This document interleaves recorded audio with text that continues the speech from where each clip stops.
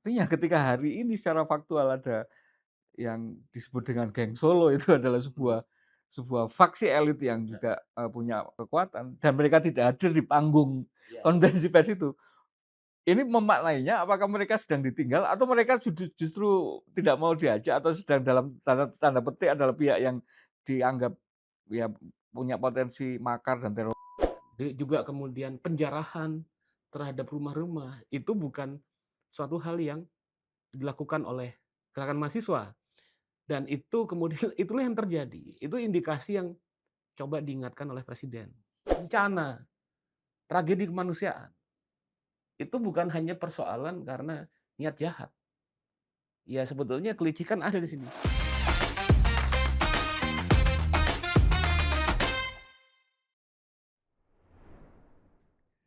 Salam Pancasila. Kawan bertemu lagi dengan saya Winarko Ngantiwani di Ruang Dialektika. Hari ini kami mengambil gambar ini tanggal 1 September 2025 hari Senin. Kita baru saja melewati masa yang ada yang menyebut tragedi, ada yang menyebut turning point dalam sejarah perjalanan bangsa kita karena kemudian ada terjadi dinamika politik yang begitu intens selama 3 atau 4 hari ke belakang kemarin, yang sampai kemudian lagi-lagi sangat kita sayangkan mengorbankan jiwa anak bangsa ini. Ada 7 orang yang harus kehilangan nyawa karena berbagai macam penyebab akibat dinamika politik yang begitu cepat berkembang. Karena itu untuk memahami ini, kami mengundang kembali eh, ke Ruang Dialektika sahabat pemikir, aktivis juga, dan aktivis yang juga pernah mengalami momen seperti ini 27 tahun yang lalu di masa-masa reformasi. Hingga mudah-mudahan insight-insight-nya nanti akan banyak sekali membantu kita untuk memahami dan membantu kita menavigasi melewati beberapa hari atau mungkin minggu ke depan yang pasti masih sangat akan bergejolak ini. Kita sambut di Ruang Dialektika Bung Airlangga Pribadi. Salam Pancasila dulu, Bung. Salam Pancasila. Selamat siang, Bung. Sehat ya? Sehat. Tadi perjalanan Iya. ke sini lancar? Alhamdulillah lancar. Jadi Nggak, nggak seperti yang ditakutkan. nggak ketemu Bahkan ada mobilisasi mhm, massa iya, liar iya. atau Cuma sweeping? macet-macet sedikit lah Ya kalau biasa Jakarta nggak jalanan. macet itu cuma Ini lebaran, Bung, katanya. iya, Bung, iya. rasanya saya mengalami banyak deja vu ketika Mhm. melewati beberapa hari ke belakang kemarin ini. Dan ketemu Bung Angga ini butuh juga mungkin mau menanyakan banyak hal yang intinya itu gini, Mhm. kenapa sih kita sampai di titik ini gitu ya? Dan nanti terutama beberapa hari ke depan ini karena pasti akan sangat krusial ya beberapa hari atau minggu ke depan ini untuk kemudian itu apa yang harus dilakukan? Mhm. Bantu kami untuk nanti memetakan itu. Tapi Oke. saya mulai dengan perkembangan yang paling baru kemarin. Mhm. Presiden sudah menanggapi ini secara Iya, resmi. iya. Sebelumnya sudah ada tanggapan, tapi saat itu hanya untuk menyampaikan sikapnya terhadap meninggalnya korban pertama dalam Mhm. tragedi saya ini bahkan belum dinamai dalam sejarah Mhm. kejadian gelap di akhir Agustus Mhm. 2025 ini, Mhm. adik Afan Kurniawan. Mhm. Tapi baru kemarin hari Minggu sore itu Presiden kemudian melakukan konferensi pers gitu ya, Iya, setelah iya. bertemu dengan beberapa tokoh Mhm. dari ketua DPR, ketua MPR, pimpinan-pimpinan partai politik di parlemen gitu ya. Mhm. Saya ingin dapat insight-nya dari Bung Angga menanggapi tentang tone dan undertone dari Oke. pidatonya presiden kemarin. Oke, baik. Kalau kita lihat perjalanan turbulensi keras Indonesia yang tengah berlangsung beberapa hari terakhir dan respon dari Presiden Prabowo Subianto terkait dengan isu tersebut, kita memang melihat bahwa hal ini, guncangan sosial ini juga tidak bisa dilepaskan dari pertama ya soal keresahan yang memang sudah menjadi api dalam sekam dalam masyarakat. Hmm. Juga kemudian nggak bisa dilepaskan dari fenomena power struggle, pertarungan politik, kekuasaan, eee, perebutan kemakmuran yang muncul di antara kekuatan faksi-faksi elit bisnis politik yang ada sekarang, yang mana kemudian hal tersebut, eee, apa, hal tersebut kemudian, muncul meledak dalam momen sekarang. Dan dalam kondisi demikian memang apa yang harus dilakukan pemerintah itu harus segera membangun dialog dengan tokoh masyarakat, membangun komunikasi dengan kalangan elit gitu, sehingga kemudian bisa mencari jawaban yang confirm terhadap persoalan ini, di mana kemudian, agar persoalan ini tidak melebar menjadi kerusuhan yang lebih besar, Hmm. seperti tahun 98. Dan untuk itu maka sebetulnya kalau kita baca pada pernyataan presiden kemarin yang beliau tidak sendirian, tapi kemudian diikuti bersama-sama dengan kalangan-kalangan elit politik utama di republik ini, hal ini kemudian menunjukkan bahwa setidaknya jalan untuk membangun konsensus atau rekonsolidasi kekuatan di antara elit-elit politik di rezim Prabowo ini sudah sedang berlangsung, Oke. yang kemudian didorong oleh Sudah kondisi genting tersebut. pemahamannya sudah ketemu gitu ya, Mas? Pemahamannya, prosesnya sudah ketemu, konsolidasinya sedang terbangun, dan sepertinya ini menjadi fase pembuka dari tatanan politik yang hendak dibuat oleh Presiden Prabowo. Artinya kalau kemudian kemarin itu adalah fase interregnum ya, transisi, terus kemudian dari pemerintahan sebelumnya Presiden Jokowi Hmm. menuju Presiden Prabowo, maka kemudian bisa dikatakan titik apa kira-kira titik berangkatnya itu pada konsensus kemarin. Ya. Ini sudah menandai bahwa ini sudah bisa dikatakan lepas lah dari pengaruhnya. Iya, dari pengaruh pada fase sebelumnya gitu. Tapi memang untuk memulai satu hal yang baru itu bukan satu hal yang mudah tentunya. Terutama dalam politik ya. Dalam politik gitu kan. Turbulennya gede. Turbulensi yang berat, hambatannya juga berat. Artinya kemudian sesuatu yang lama tidak dengan mudah menyerahkan dan memberikan ruang bagi lepas landasnya sesuatu yang baru, gitu kan. Dan sebetulnya fase tersebut juga kemudian dimulai, meskipun momentumnya diusahakan kemarin, fase tersebut sedang berlangsung. Kalau kita melihat misalnya berbagai macam isu yang coba didorong, bukan hanya isu tapi langkah politik.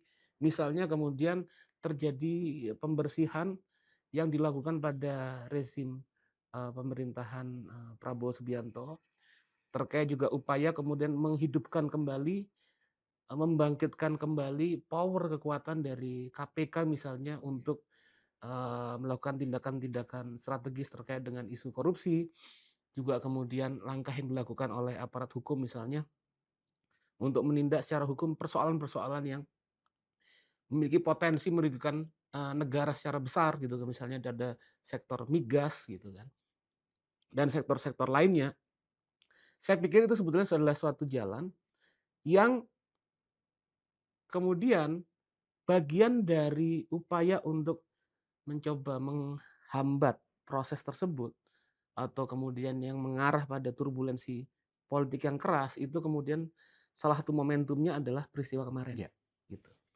Kira-kira menjadi show of force kira-kira gitu ya, bahwa ini loh, Iya iya, para minimal elit-elit politik itu sudah satu sudah satu suara gitu satu kan. suara meskipun nggak bisa Iya, dikatakan satu agenda satu karena agen iya. dimanapun namanya Partai partai politik pasti politik. punya agenda beda, tapi kan titik Ya. pertemuannya biasanya common Tapi ground-nya. saya mau meng-highlight 2 hal yang kemudian juga Hmm, itu ramai di publik, Bung. Pertama, penggunaan diksi, ada agenda yang diindikasikan ke arah makar dan terorisme dari iya iya iya. ini maksudnya sebenarnya gimana? Apakah Presiden menganggap bahwa aksi massa yang kemarin terjadi itu adalah aksi yang sudah mengarah ke makar dan itu, atau ini bahasa lagi-lagi undertone tadi, bahasa yang sebenarnya dimaksudkan untuk menyampaikan kepada pihak-pihak tertentu yang Mhm mungkin memang punya kekuatan atau agenda di balik mhm. aksi, demonstrasi itu. Iya, kalau kita lihat, sebetulnya statement atau kemudian pernyataan yang muncul seketika, presiden kemudian melakukan statement kemarin, itu pertama adalah komunikasi yang dilakukan untuk pertama pada gerakan aksi massa. Mhm.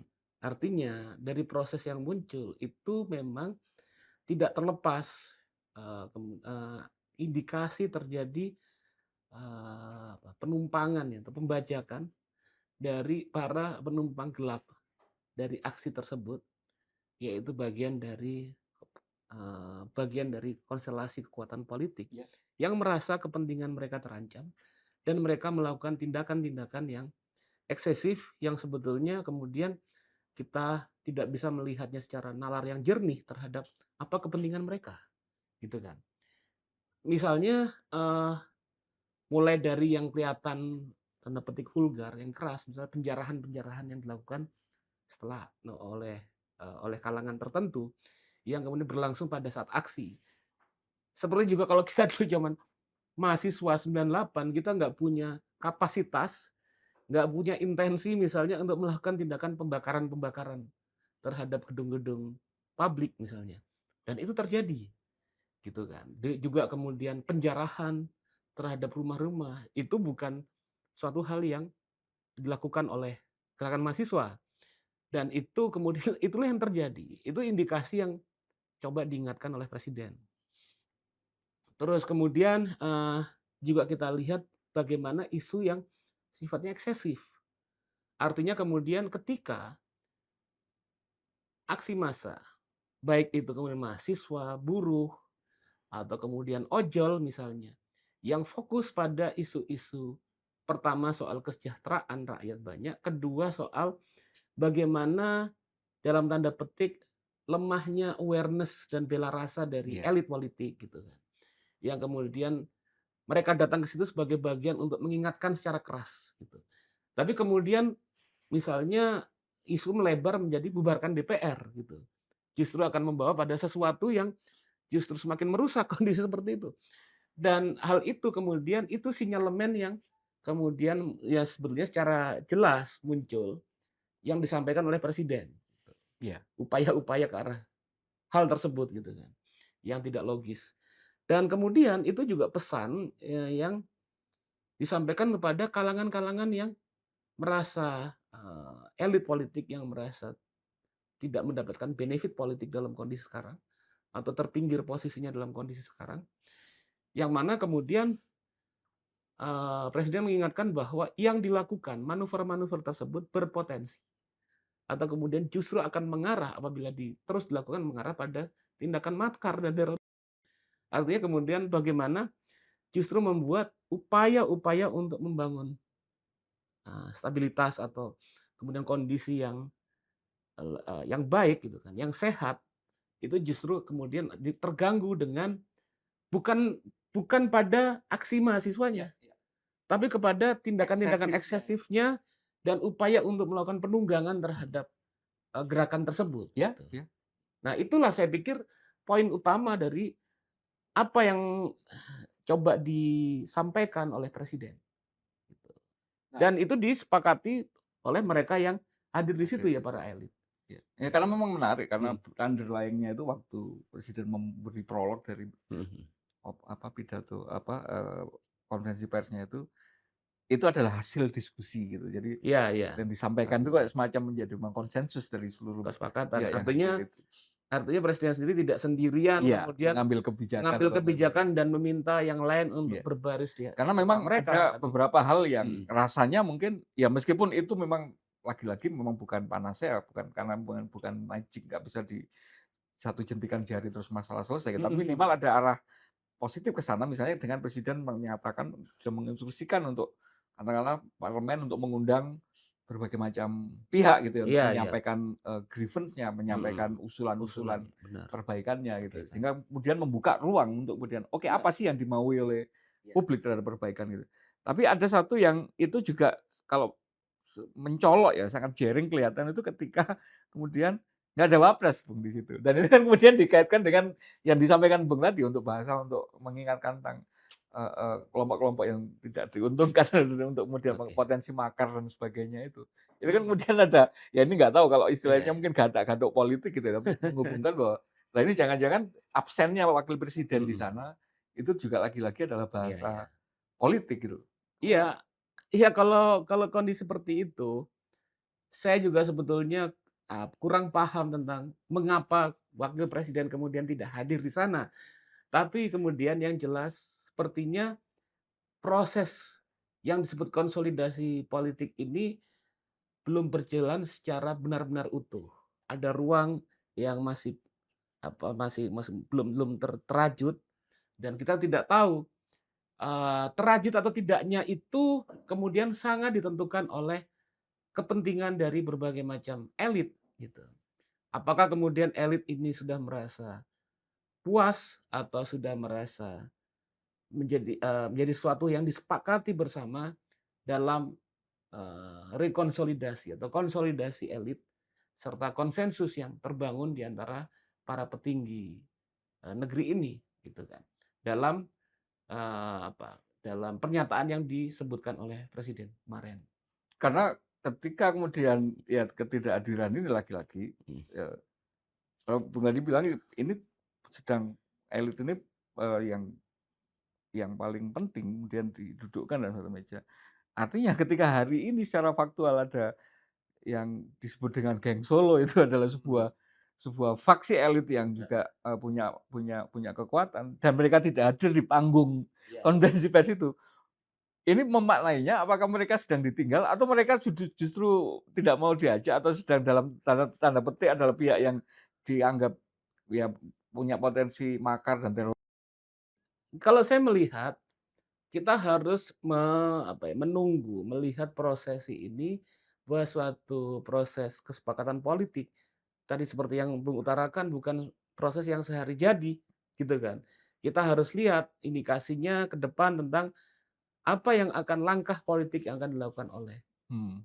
dalam tanda petik dari Gibran ataupun faksi dinasti Jokowi atau kemudian dalam tanda petik yang Solo gitu. Karena, menurut saya semestinya seharusnya tentu, Geng Solo atau kemudian, warga Pak Jokowi dan Gibran sendiri itu merasa sebagai bagian dari elit politik. Seharusnya apabila berpikir jernih, tentu menyepakati, proses konsolidasi Ya, dan negosiasi politik yang berlangsung di antara kekuatan-kekuatan politik yang ada saat ini, toh gitu situasi ya. sudah segenting ini Sudah gitu kan. segenting ini, artinya komitmen kebangsaan, komitmen republikanisme itu seharusnya mengarahkan atau membawa mereka menjadi bagian dari fakta Mhm. kesepakatan yang berlangsung, gitu kan. Untuk membuat kondisi lebih baik gitu kan. Karena kalau kita misalnya kalau kita lihat, apabila hal ini tidak tertangani dengan cepat gitu, kita bisa melihat momen 98 kita pernah merasakan kan. Artinya kemudian misalnya proses, konflik horizontal, terus Ya, kemudian manuver-manuver tindakan brutal yang bertendensi rasisme, juga kemudian secara ekonomi pelemahan rupiah, capital flight, itu bahkan bahkan tidak saya tuh tertangani. masih percaya bahwa Mhm, konflik Ambon, Sampit, Poso mhm. itu adalah dampak itu. Artinya ada Iya, ya konflik menjalar, ya. konflik regional, Mhm, konflik mhm, yang mengancam apa, kesatuan gitu mhm, ya. Itu mhm. rangkaian dari Iya, ketika kesepakatan politiknya nggak jadi ini gitu. betul. Dan memang seharusnya apabila berpikir jernih dan memang sudah sepatutnya demikian, sepertinya ya seluruh kekuatan politik yang ada termasuk tadi diutarakan, Mas Wapres gitu kan, Mas Gibran, atau kemudian faksi politik dari Solo gitu, keluarga Pak Jokowi, itu tidak ada persoalan dengan kesepakatan yang sedang dilakukan, dirumuskan oleh kalangan elit, gitu. Termasuk kan ketidakhadiran, eee, mantan menteri jack of all trades-nya Jokowi gitu kan. Oke. Iya, ya itu Sosok bagian dari itu. seperti siapa, Pak, Luhut Iya, Binsar Panjaitan yang iya. selama ini dikenal sebagai katakanlah yang sebagai penjembatan antara. Iya, apalagi kemudian dia selalu concern terhadap upaya membangun jembatan antar elit, ya kan. Dia selama ini yang selalu bicara tentang stabilitas nasional, Oke. tentang kondisi yang lebih baik gitu kan. Saya pikir, mereka juga menjadi bagian yang seharusnya itu juga terlibat secara aktif dalam proses fakta kesepakatan bersama ini, Oke. gitu.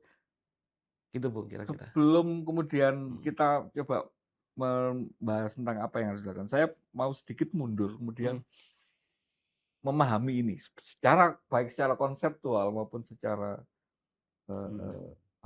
baik secara teori maupun secara, praktek politiknya. Iya, Kok iya. bisa sih Bung kita ngalamin kayak gini lagi? Kita ini termasuk kalau bisa dibilang generasi yang cukup privilege karena mengalami 2 kali momen besar Iya, iya. politik dalam sejarah gitu ya. Dalam proses yang kemudian kita sama-sama di Iya, posisi iya. yang ikut berada di tengah-tengah dinamika itu. Iya. Ini kok bisa kita se se se mohon maaf kalau pakai istilahnya Bung Roky Gerung, kita sebagai bangsa itu sedungu itu sehingga sebagai keledai sampai terjatuh 2 kali dalam perjalanan politik seperti ini? Seringkali kita mengalami sesuatu peristiwa gitu kan, seperti tadi apa, deja vu, tapi kita nggak belajar dari peristiwa yang kita alami. Itu yang kemudian seringkali terjadi sehingga Durhaka sama jas merah kita Bung ya? durhaka sama jas merah itu.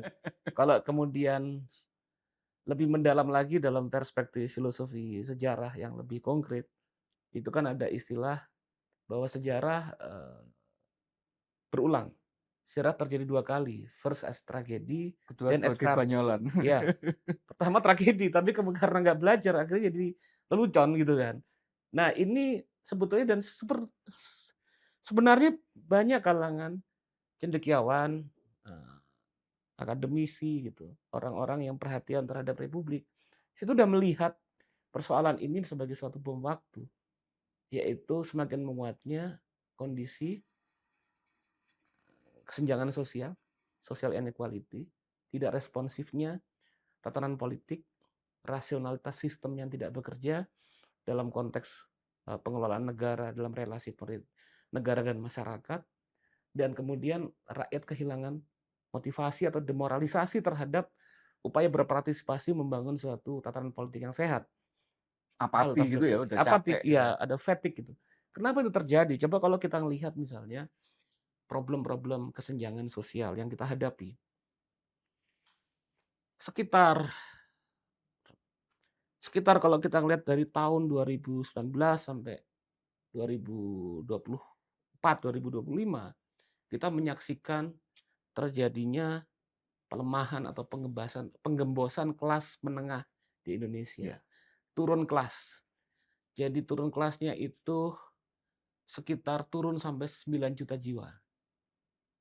Dari sekitar 57 juta, jumlah kelas menengah turun 9.800.000 lah gitu kan, dari sekitar 47, 48 gitu kan. Dan sebagian besar itu terjadi kenaikan aspiring middle class, kelas iya, menengah iya. rentan gitu kan, besar.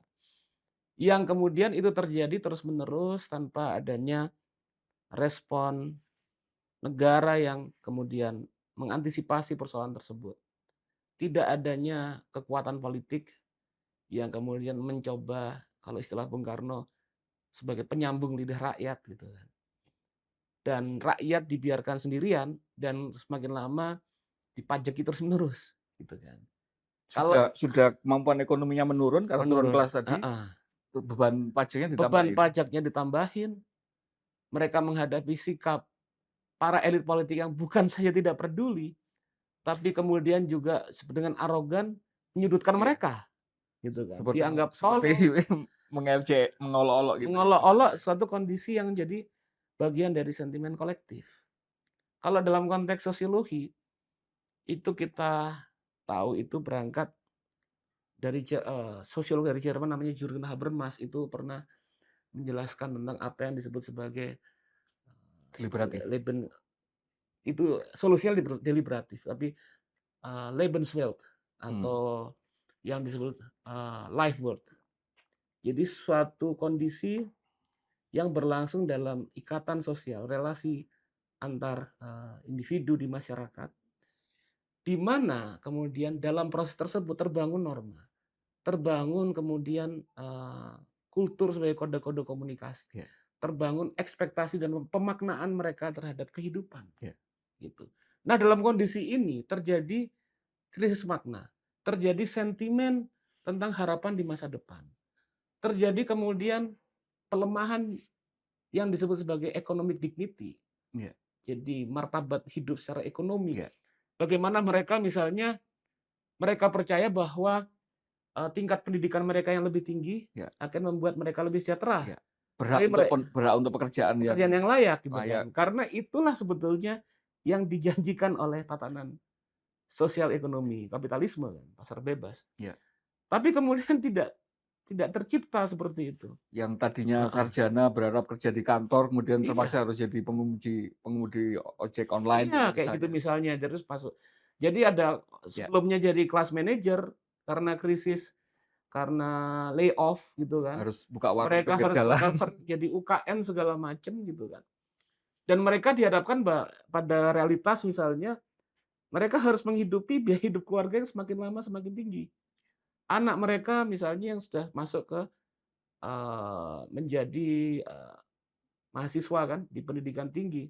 Biayanya Sementara mahal. UKT-nya mahal. UKT-nya mahal Ya, ya, bukannya ya, ya, ya. terbatas kampus mewah yang mahal, kampus negeri juga mahal, Ya, ya. gitu kan. Hal-hal kompleksitas seperti itu membuat mereka harus berbenturan, mereka harus bergumul dengan tembok struktural sendirian. Ini jadi ingat kemarin Sendirian. saya nemu agak anekdot gini. Jadi Mhm, kalau dulu yang disebut sandwich generation itu kan karena menghidupi adiknya sama menghidupi orang tuanya gitu. mhm. Sekarang sandwich generation dalam pengertian sudah kerjaannya nggak ada yang bagus Iya, gitu ya. Sama pemerintah terus dikasih beban pajak, beban beban biaya pajak, gitu. bukan hanya beban pajak, Jadi kecepitnya dari iya atas sama bawah kecepatnya, gitu. tapi juga pola etis Iya, iya, iya. komunikasi mereka berantakan, elit morat-marit gitu kan, Dan karena mereka pendidikannya relatif tinggi, kemarahannya juga lebih ini semakin ya. tinggi gitu. Itulah yang sebetulnya sedang kita hadapi. Oke. Apalagi kalau kita ngelihat sejalan proses pengikisan pelemahan kelas menengah ini dari tahun 2019 Ya. sampai 2000 sekarang, Jadi 2024, creeping gitu ya, 2024. pelan-pelan, Pelan-pelan, pelan-pelan iya. gitu ya. Tambah numpuk, Jadi tambah banyak. tambah numpuk tanpa ada Harapan. kejelasan dan harapan. Jadi istilahnya itu mereka patah hati terhadap kondisi sosial, terhadap modernitas bahkan gitu kan. Merah. Apalagi kemudian di lapisan-lapisan yang bawah, lapisan-lapisan kelas Mhm. menengah mengalami hal tersebut gitu. Ya. Saya misalnya punya beberapa teman, kolega misalnya, me men saya menyaksikan suatu hal yang ironis. Misalnya begini, ada kawan saya, kolega junior saya gitu kan, dia itu kemudian pendidikannya tinggi sampai misalnya menempuh S3. Di luar negeri. Di luar negeri, di dalam negeri juga ada, tapi artinya kan ya di dalam negeri di kampus yang kemudian prestisius misalnya. Tapi saya ngobrol, saya tanya dalam kehidupan sehari-hari, dia gali lubang tutup lubang. Dari misalnya Padahal itu pun sudah harusnya kelas paling elit gitu kan, iya, pendidikan kalau S3 di kesempurnaan Indonesia gitu ya. kalau kemudian idealitas masyarakat modern ya saya nggak ada Iya, persoalan. iya, Paling nggak bisa hidup baik gitu iya. kan. Ternyata masih harus gali Harus lubang tutup lubang. gali lubang. Gali lubang tutup lubangnya di ini, di pinjaman online gitu kan, pinjol gitu kan. Sebentar, kalau saya mengartikan itu koleganya Bung Angga kan berarti sesama akademisi, nggak tahu di institusi mana gitu Mhm. kira-kira gitu kan. Iya, enggak beda beda dari, kampus saya Ya mereka makanya, cuman nggak, artinya kan di posisi yang iya, sebenarnya ada kerjaan yang secara ini kan juga kerjaan yang betul, bermartabat gitu, yang benar, harusnya mendatangkan juga iya. penghasilan yang Dan itu cukup gitu. bukan satu 2, itu bukan karena mereka kemudian tidak aktif atau tidak bangun social networking dengan baik. Dia punya social networking yang baik, tapi dia berhadapan dengan kondisi tersebut. Iya. Itu realitas kolektif gitu kan. Ya bagaimana kondisi seperti itu kemudian direspon misalnya dengan pernyataan bahwa yang menggugat kenaikan kenaikan, tunjangan segala macam itu sebagai bagian yang orang-orang yang Oh. kemudian segala atau kemudian misalnya kemudian statement yang secara substantif ya, bukan secara letterlek. Maknanya adalah dosen itu ngapain jadi beban negara, kan suatu hal yang kemudian sangat ironis. Nah, inilah yang saya pikir, relasi antara elit dan masyarakat kita, kalau lihat penyumber Mbak, masalahnya. sebentar sebelum Oke, dikonklusikan ke sana. mhm, Berarti ini juga sebenarnya menjadi clear bahwa, kenapa gerakan kabur aja dulu itu kan muncul kan, Iya, bahwa ketika tidak ada memang harapan, tidak ada kemudian mhm, kemungkinan kita bisa hidup lebih baik di sini dalam kondisi kayak gini, ya iya, satu-satunya exit ya kayaknya iya, dan ya udah karena problem kabur dari aja dulu gitu. Itu kabur pun aja diolok-olok gitu kan, diolok, dimarah-marahin gitu kan, dianggap pengkhianat nggak segala macam, nggak nasionalis nggak nasionalis. Artinya gini, salah satu kalau kita coba pilah satu persatu persoalan, dalam dimensi etis gitu. Pada dimensi etis, para elit kita ini biasa berdalih, tapi tidak kemudian mengakui keadaan, jujur dengan keadaan, dan mengajak kita bersama menyelesaikan persoalan ini, gitu. Ini problem komunikasi yang sebetulnya basic, dasar tentang bagaimana seorang elit yang sudah diberikan mandat atau menjadi wakil, menjadi pembantu dari pemilik kedaulatan yaitu rakyat, harusnya bersikap gitu kan dengan Iya. keadaan. Sama-sama mereka, harus menyadari apa yang sedang berlangsung, itu yang tidak terjadi. Kalau saya ngelihatnya, Mhm, sedikit banyak elit itu mengalami seperti bagaimana polisi, tentara kita itu merasakan impunitas. mhm, Artinya ketika mereka selama ini merasa bahwa, toh kalau saya melanggar hukum, kalau saya melanggar HAM, mmm, nggak diapa-apain kok, ataupun kalau iya, diapa-apain iya ya betul, cuman di kota atau cuman disuruh ini kemana nanti 5 tahun lagi ketika beritanya sudah nggak ada, ya udah balik lagi gitu. iya, Elit politik kita kenapa tidak menjaga itu, kan ada mengalami impunitas, toh aku kayak gini nanti 5 tahun lagi asalkan mmm, nyiapin amplop juga akan iya, kepilih lagi kan gitu kan. iya, iya. Berarti problemnya sampai semendasar logik kenapa mereka bisa terpilih itu juga berarti ya? Iya, kalau bilang jadi ini kalau menurut saya adalah bagian persoalan dari sebagian para elit, ketika mereka kemudian tidak terbuka dan tidak mengakui keadaan.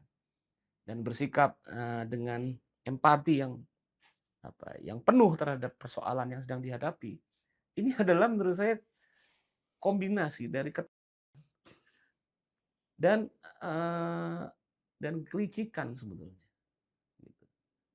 Jadi gini, keterlaluan itu kalau kita lihat bahwa dalam Banality of Evil, itu Hannah Arendt. Hannah Arendt itu kan pernah mengutarakan bahwa bencana, tragedi kemanusiaan, itu bukan hanya persoalan karena niat jahat.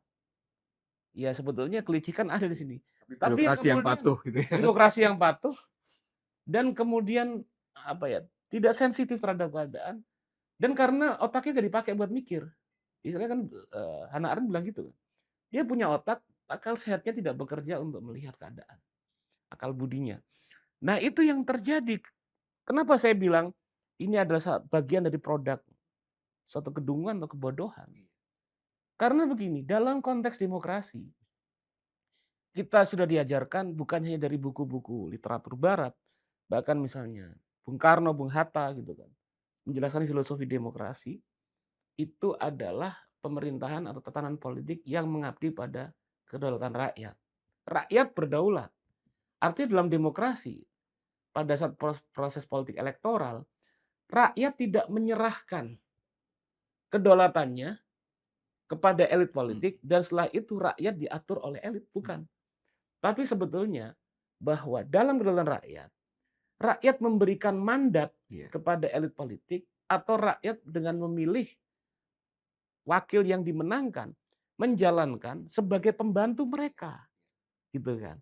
Artinya dia harus siap diawasi, dia harus memantaskan attitude-nya di hadapan rakyat. Kalau enggak diambil lagi kan Dia berarti. ambil lagi gitu. Rakyat punya hak terkait dengan hal tersebut. Enggak, ini loh, udah kamu pakai 5 tahun Iya, terserah. itu maknanya sebetulnya ketika para pendiri republik itu menjelaskan secara jernih tentang sila keempat, kerakyatan yang dipimpin oleh hikmah kebijaksanaan dalam permusyawaratan perwakilan. Hikmah kebijaksanaan itu, nah di sini kita masuk kalau dalam bahasa Habermas, demokrasi deliberatif, ya kan? Dan bagaimana kemudian rasionalitas yang hadir Iya, itu memanifest dalam iya. hubungan-hubungan permusyawaratan perwakilan. Dan Itu yang itu abstrak. kayaknya yang kita juga saya nggak tahu karena kita lagi-lagi mungkin durhaka sama para pendiri Mmm. bangsa. Para yang deliberatif itu kan kemudian orang yang punya hikmah kan, orang yang punya Orang punya hikmah. kebijaksanaan.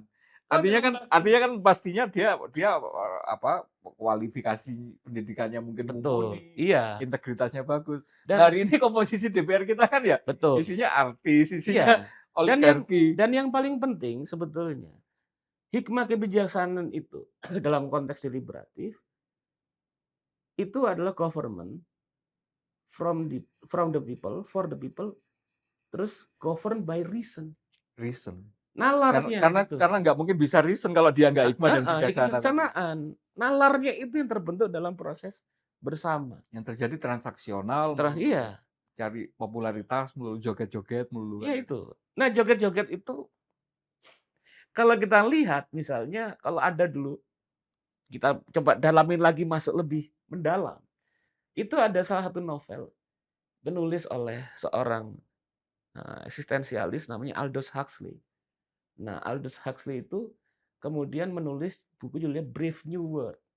Di Brave New World itu dijelaskan tentang bagaimana nilai-nilai konsumtif yang berangkat dari kolonisasi dunia oleh pasar, itu kemudian memunculkan banalitas hedonisme. Hmm. Jadi kemudian kita menjadi delusi, kita seolah-olah riang, gembira, bahagia. Tapi kemudian pada intinya sebetulnya kita sedang tercekik oleh keadaan. Yeah. Joget-joget ketika kemudian kemakmuran kelas menengah kita turun. Yeah. Gitu.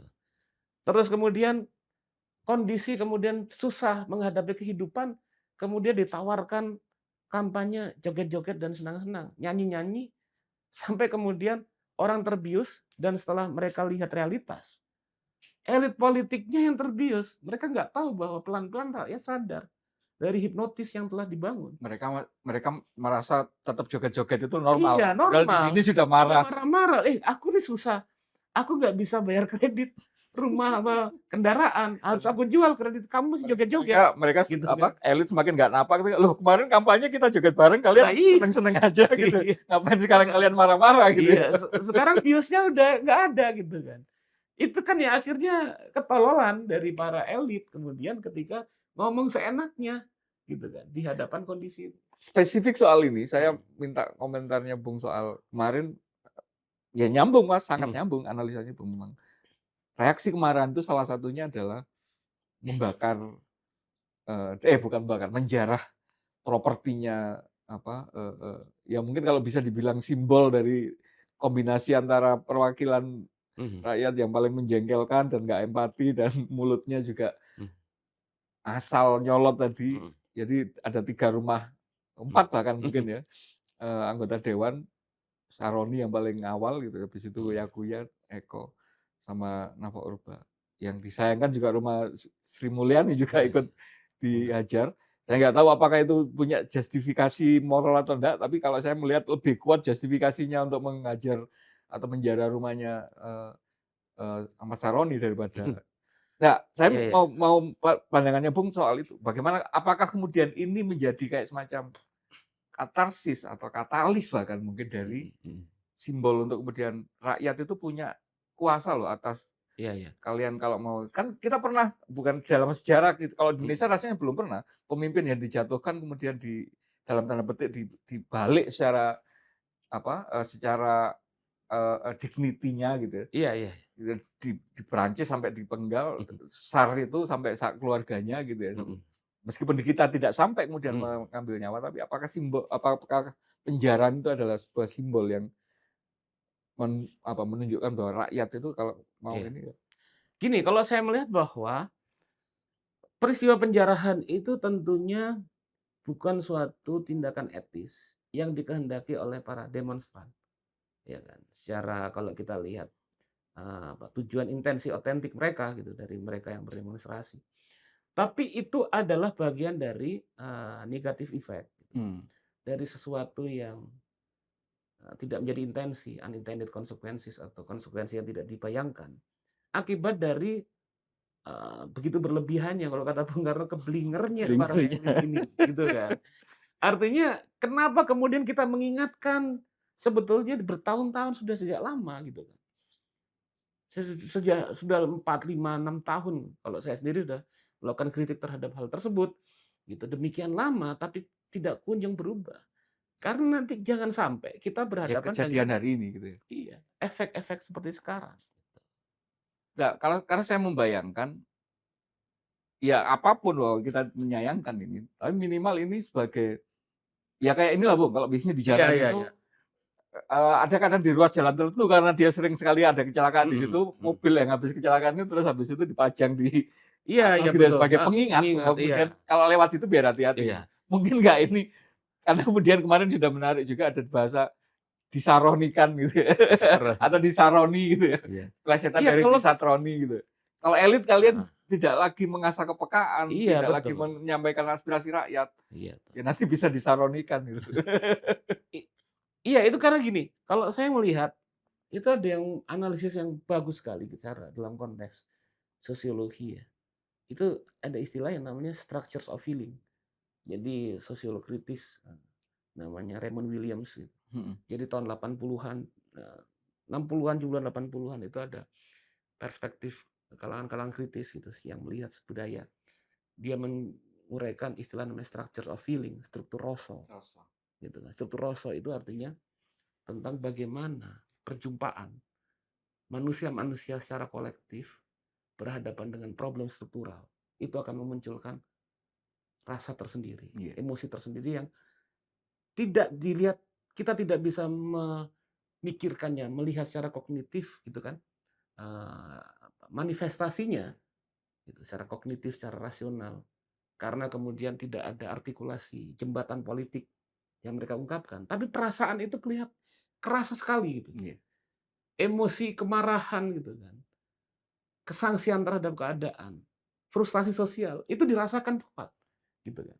Nah, itu yang kemudian hal-hal tersebutlah ketika ada suatu momen yang membuat ini menjadi suatu ledakan gitu, maka akibatnya tadi yang saya utarakan tidak terbayangkan, Iya, unintended konsekuensi consequences. tadi. Nah, ini yang fenomena-fenomena ini sebetulnya yang harus dipahamkan kepada para elit politik kita. Saya nggak tahu juga kemudian kenapa seperti para elit kita ini buta literasi,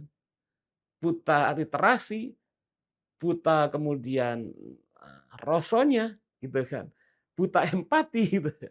Mungkin karena sudah terlalu lama complacent ya, situasinya dia Mhm. merasa, Didiamkan, mereka dan sudah mereka mendapatkan excuse, fine-fine aja gitu, bisa fine-fine bisa aja. melanggengkan kekuasaannya sehingga kemudian dianggap, ya udah, ya normalnya ya kayak gini nih Iya, berpolitik gitu. Mengambil semua i sumber daya, iya menguasai benar. semua media, yang kemudian rakyat semakin tercekat, nggak ada Iya, sarana ini, ya meledak gitu kan. betul. Kita kenal konsep yang Mhm. kemudian menjadi bahasa salah satu kosakata penyumbang bahasa Inggris, karena nggak ada padanannya di bahasa Inggris Apa kan, mengamuk itu kan iya, karena dari situ gitu ya iya, kira-kira ya. Bung, saya heeh. mau nutup di bagian ini dengan meminta pertanggungjawabannya Bung Angga untuk Mhm memberikan way of way forward-nya, nggak way out lah, way forward-nya. mhm Saya itu penggemar serial Second to Disaster gitu ya, mhm ketika mhm ada serial yang membedah sebenarnya kecelakaan pesawat itu runtutannya seperti apa gitu. mhm. Nah, kita tadi sudah membahas tentang Runtutannya, kejadiannya, terus runtutannya. Nah, yang bagus dari serial itu selalu habis itu FAA atau otoritas mhm, penerbangan itu merekomendasikan apa oh untuk kemudian rekomendasi. itu biar tidak terjadi lagi gitu. Dan yang itu katanya selama ini yang membuat industri penerbangan itu industri yang paling tingkat safety-nya paling tinggi gitu. Paling Karena tinggi karena kemudian rekomendasi. mereka para pelaku itu Heeh, mendengarkan rekomendasi ini mhm menjadi acuan sehingga mhm. kemudian tidak ada lagi itu kejadian. Jadi kejadiannya kalau kecelakaan pesawat itu pasti karena penyebab yang baru, nggak Mhm, pernah kejadian yang disebabkan oleh hal yang sama yang pernah terjadi sebelumnya gitu. iya betul. Nah, biar kita tidak mengalami kecelakaan pesawat yang sama itu, rekomendasi sebagai seorang pakar, sebagai seorang Mhm. analis dan juga punya wisdom karena pernah melewati momen ini biar kita juga nggak mengalami blunder kita Iya iya iya. 98 tapi nggak belajar. Apa Bung? Coba di-breakdown secara umum aja nggak apa-apa. Iya iya. Jadi kalau secara umum kita berangkat kita sudah punya sumber etis. Misalnya kita sudah punya sumber etis Pancasila, tapi karena kita nggak paham betul-betul tentang makna dari filosofinya, sumber etis tadi Pancasila, kita nggak tahu tentang bagaimana menerapkan etis tersebut. Jadi kalau di Pancasila tadi sudah kita udah utarakan, kerakyatan yang dipimpin oleh hikmah kebijaksanaan dalam permusyawaratan perwakilan. Iya. Sekarang ini mereka yang kemudian dipilih gitu kan dalam proses perwakilan, seakan-akan mereka memiliki lag gitu kan, kesenjangan dengan rakyat. Artinya forum permusyawaratan itu harus dilembagakan dan dilakukan secara reguler. Dari Yang bawah. dari bawah yang dilakukan bersama-sama oleh kalangan kekuatan masyarakat, dari intelektual, dari mahasiswa, dari buruh, dari tokoh masyarakat, bersama-sama ngomong itu jelas-jelas dan harus secara reguler gitu. Untuk kemudian saling berargumen dan meminta pertanggungjawaban terhadap berbagai macam kebijakan. Dari yang Proses paling bawah itu ya saya pikir iya, proses dari bawah, proses deliberasi itu harus dilembagakan. Bukan sekedar untuk menambah secara normatif problem parlementer, karena itu yang memperkuat dimensi sila keempat kita sebetulnya. Itu pertama. Kedua, dimensi etik. Sebentar, saya mau sedikit aja ya soal membangun ini dari bawah tadi. Kita sudah pernah melewati, pernah mengalami meskipun nggak seideal itu ya. Jadi di salah satu penghujung 98 itu muncul gerakan Mega Pro gitu ya, yang kemudian membangun posko-posko Iya. semacam pos kamling gitu kan ya. Iya. Itu aktif bener Bung, saya pernah ingat itu. Oke. Jadi momen-momen itu kemudian di kampung-kampung itu bisa ternyata. Jadi ada pos-pos ini, Bisa. bisa. Tapi juga contoh sejarahnya yang paling ini kan sebenarnya ya dilakukan oleh Soviet itu kan. Soviet itu kan sebenarnya pengertiannya ya Iya. forum-forum kecil di Forum kecil, masing-masing benar. kampung itu. Iya. Kemudian ketika itu mereka menjadi struktur makanya disebut dengan Uni Soviet itu kan. Iya, betul. Oke, yang kedua, Iya. Bung. Yang kedua juga legislatif ini punya namanya Dewan Kehormatan. Dewan Kehormatan Parlemen atau apa ya kalau nggak salah. Di mana? Tapi Dewan Kehormatan ini hanya bekerja secara formal. Gitu. Kalau ada yang viral. Yang viral atau kemudian kita nggak melihat kemudian komitmen mereka serius.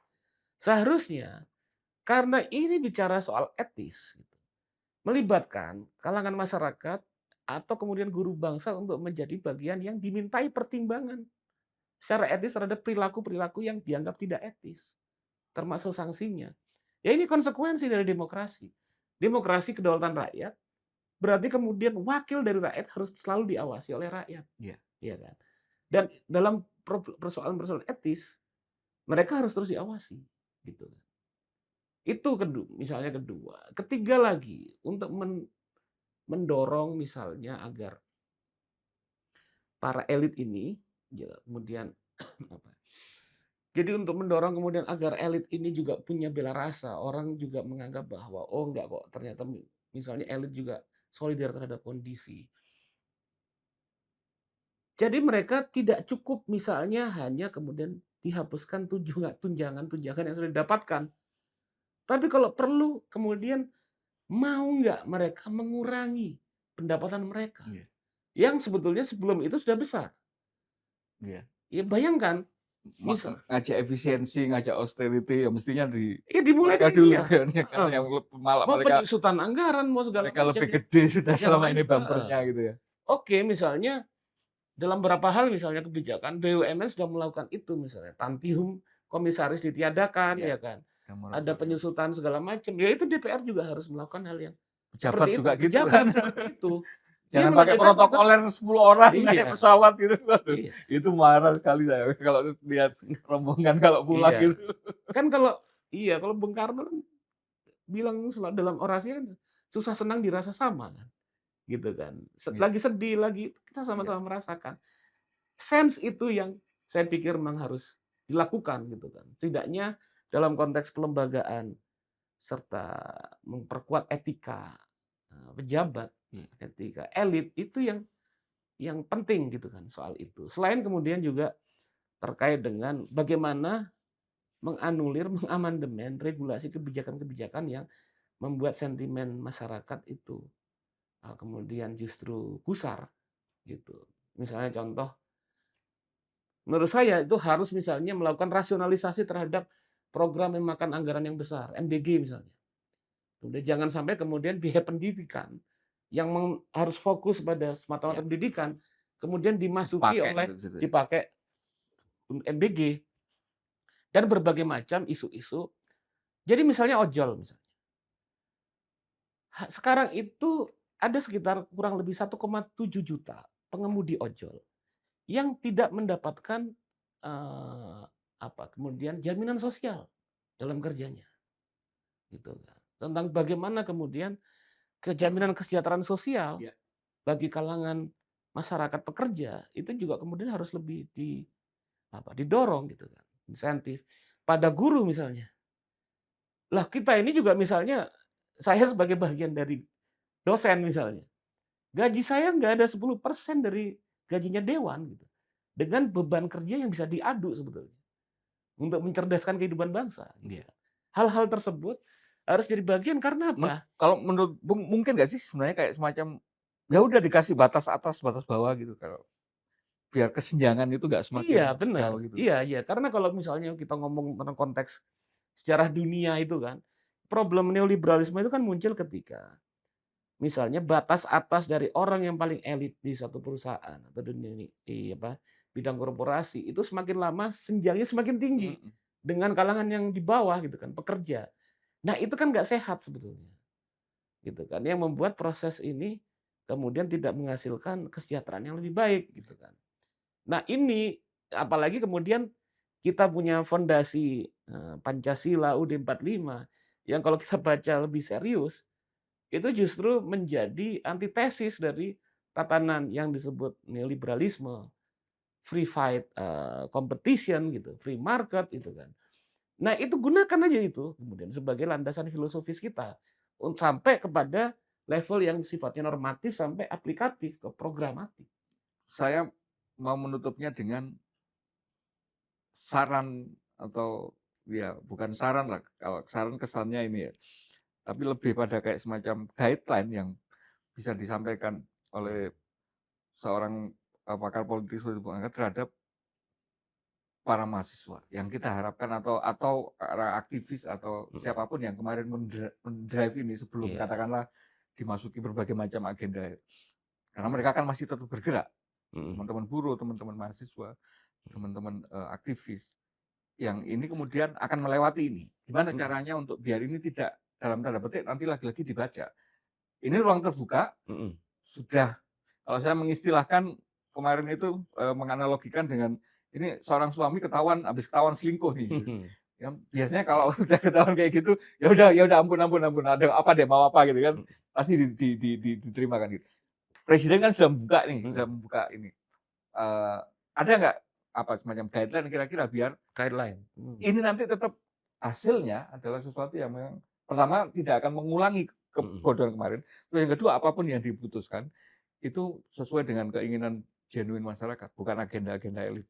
Iya, yang namanya kemudian kalau guideline itu mekanisme pengawasan dan kontrolnya. Oke. Istilahnya kalau kita nyeneni ya, nyeneni pasangan kita gitu. Atau kemudian misalnya kalau laki-laki ketahuan aneh-aneh gitu kan sama itu, ya dipastikan pernyataan misalnya, eee, kartu kuning buat kamu, kayak gitu kan. Pastikan gitu, pengawasan yang melekat, disiplinkan mereka gitu, untuk tidak mengulangi hal Time yang frame-nya gimana? sama. Time frame dikasih waktu berapa lama katakanlah untuk membuktikan kemarin pidatonya presiden, omongannya presiden. Misalnya parlemen harus undang, itu kapan kita bisa tagih bahwa sudah kalian undang apa belum itu misalnya. Yang realistis untuk kemudian proses ini Ya bisa berjalan. prosesnya kalau saya pikir yang cukup realistis tidaknya 2 minggu, 1-2 minggu gitu. Harus udah mulai minggu pertama bukan hal yang sulit bagi para, kemudian pemangku kepentingan, elit untuk Iya, kemudian itu. Dan kemudian diselenggarakan gitu. Ya 7-10 hari sudah harus bisa. dan nggak, Seiring dengan kemudian stabilitas keadaan gitu. dan genuine kan, bukan Genuine, setting-settingan yang benar. diundang orang-orang yang ini gitu ya. Dan di sana harus benar-benar siap gitu kan. Harus dia siap istilahnya, siap diseneni gitu kan terhadap Dan kondisi siap yang ada. melaksanakan kan, Melaksanakan, kan nggak cuma sekedar melaksanakan kita tagih gitu didengarkan realisasinya. terus dicatat terus dibuang Iya, di tempat sampah kan. iya iya, betul betul. Itu yang saya pikir penting gitu kan. Harus ada konkretnya, realisasinya yang kemudian, terukur gitu kan. Jangan sampai hal ini terjadi gitu. Oke. Nah, terakhir ini sangat teknis. Ketika kemudian ini sudah diiyakan, sudah akan difasilitasi, Di sisi yang lain kemarin dinamika di lapangan memang sudah mengarah ke kemungkinan potensi-potensi anarki, ada banyak kepentingan yang bermain di situ. Hari ini kan komponen-komponen, mahasiswa, komponen-komponen aktivis menyatakan nggak turun ke jalan. Mhm. Itu sampai kapan mereka harus tidak turun ke jalan, Bu? Sampai atau mungkin ketika bukti tadi sudah Jadi tidak sampai turun ke jalan, oleh karena itu saya melihat relevansi dialog itu tidak bisa berlama-lama, gitu kan. Jadi paling enggak seminggu atau batas toleransi 2 minggu, itu menjadi penting untuk disegerakan gitu kan. Artinya, kan berarti sudah ada itikat baik kan, kemudian karena ada kemudian inisiatif untuk maju ke depan, memperbaiki keadaan, oke mahasiswa, kemudian menghentikan aksi demonstrasi. Dan ini kan harus direspon dengan, sikap yang lebih maju lagi gitu kan, dari elit politik. Ya itu yang saya pikir, kemudian harus dilakukan, gitu. biar nggak terjadi aksi massa lagi yang secara Iya, biar masif untuk kita untuk belajar menyelesaikan lah ya. gitu kan. Bukan kemudian dari tragedi gitu, jadi lelucon, jadi lelucon lagi kan nanti. Bung Angga, terima Oke. kasih banyak. Tentu saja kita prihatin dengan, Mhm, kejadian ter renggutnya nyawa anak bangsa. mhm. Tetapi juga di sisi yang lain ini opening gitu kan. Iya betul, Eee, Kalau pakai istilahnya Bung dulu jendela overtone-nya kebetulan sudah mulai agak terbuka, ya harus meluas dimanfaatkan. gitu ya, Iya, harus diisi kan gitu kan. iya, Jangan tunggu kemudian itu diisi oleh orang-orang iya, yang akan berupaya untuk melanggengkan lagi iya, praktek-praktek yang iya, kemarin kan gitu. karena pelajaran penting bagi kita bahwa kemudian apabila tidak kemudian mendengarkan persoalan, problem-problem yang kita rasakan gitu, tapi kemudian tidak pernah kemudian dijembatani aspirasinya, kemudian justru itu merugikan. Yang fatal itu kan kemudian kepentingan bersama nih, Iya, common good-nya ini common good-nya yang yang keambil. dan itu sudah konkret, sudah nyata kita Iya, hadapi sekarang, iya. gitu Makasih pelajarannya. banyak kita Oke, kita cermati kondisi hari ini, kita mhm, memang tetap terus waspada gitu ya melihat dinamikanya, tapi harapan terbaiknya tentu tidak akan ada lagi korban jiwa, kerusakan-kerusakan fasilitas publik, mmm, ya karena itu lagi-lagi kan juga beban kita karena kemudian betul, pajak, bangunnya juga pakai pajak gitu ya. Tapi juga di sisi yang lain kita berharap bahwa pemerintah sadar, tahu apa yang harus dilakukan, ya, elit politik udahlah diingatkan sedemikian keras, mau sekeras apa lagi kan gitu iya biar betul. kalian, mulai mendengarkan aspirasi rakyat. Kita ketemu di Oke, dialog berikutnya Bung, baik salam baik Bung, Pancasila. salam Pancasila. Thank you.